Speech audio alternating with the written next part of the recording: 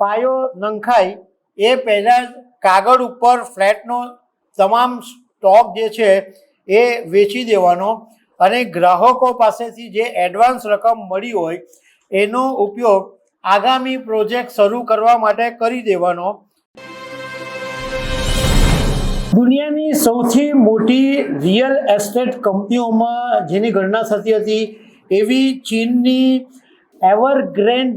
Real estate કંપનીને કોર્ટે શુક્રવારે નાદાર જાહેર કરી દીધી છે અને એના આગલા દિવસે એટલે ગુરુવારના દિવસે છેતરપિંડી કેસમાં કંપનીના ફાઉન્ડર હુઈ કા યાનને કોર્ટે આજીવન કેદની સજા સંભળાવી હતી, કારણ કે આ કંપની પર 28 લાખ કરોડ રૂપિયાનું દેવું છે અને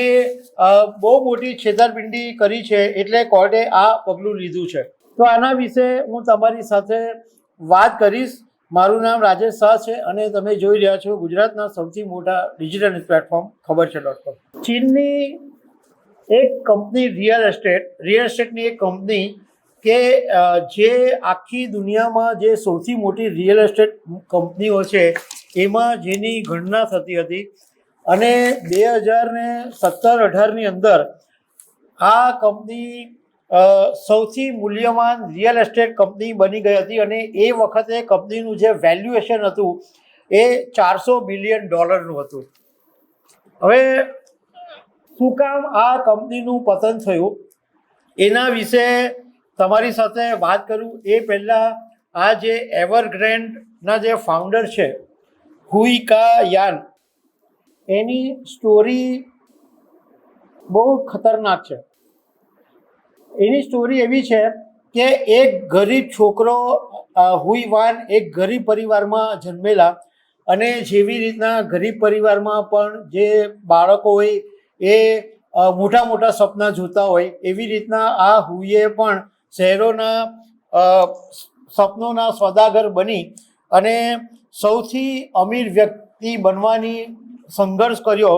અને એમણે એવરગ્રેન્ડ નામનું એક વિશાળ સામ્રાજ્ય ઊભું કરી દીધું અને આ કંપની છે એ ચીનમાં ગગનચુંબી ઇમારતો બનાવવાનું અને ફૂટબોલ ક્લબ ખરીદવાનું કામ કરતી હતી। હવે આ કંપનીની જે મોડલ હતું એ એકદમ સરળ હતું અને એ મોડલને કારણે જ કંપનીનું જે સામ્રાજ્ય છે એ ખતમ થઈ ગયું। આ કંપનીએ એક એવી મોડલ બનાવેલું હતું કે જમીન ખરીદવાની, પાયો નંખાય એ પહેલાં જ કાગળ ઉપર ફ્લેટનો તમામ સ્ટોક જે છે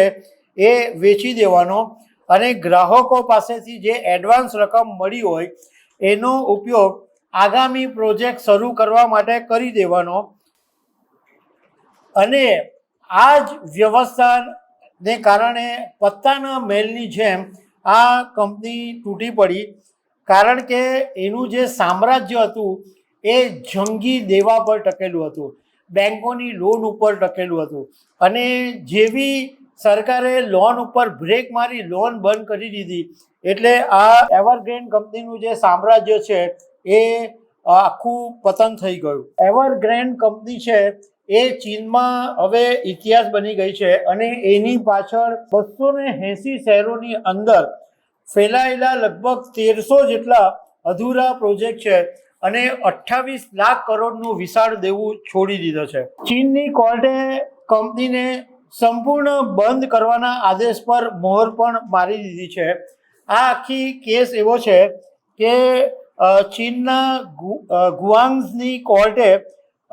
રૂરલ કોમર્શિયલ બેંકની એક અરજી પર ચુકાદો આપ્યો હતો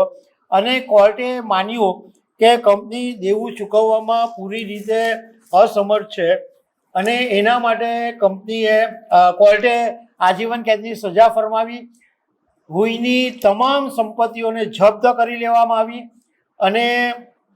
હુઈના તમામ રાજકીય અધિકારો હતા એ પણ છીનવી લેવામાં આવ્યા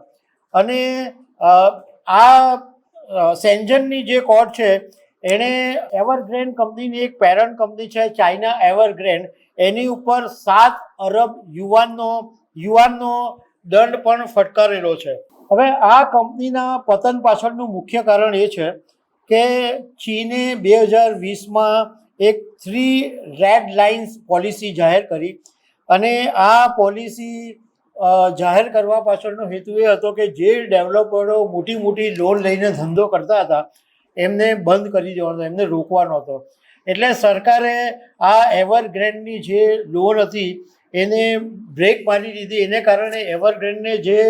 સસ્તી લોન મળતી હતી એ મળતી બંધ થઈ ગઈ અને એને કારણે જે આખું જે સામ્રાજ્ય છે એ પત્તાના મહેલની જેમ ધરાશાયી થઈ ગયું છે. તો દર્શક મિત્રો, આવા અનેક અપડેટ સાથે મળતા રહેશું. આભાર.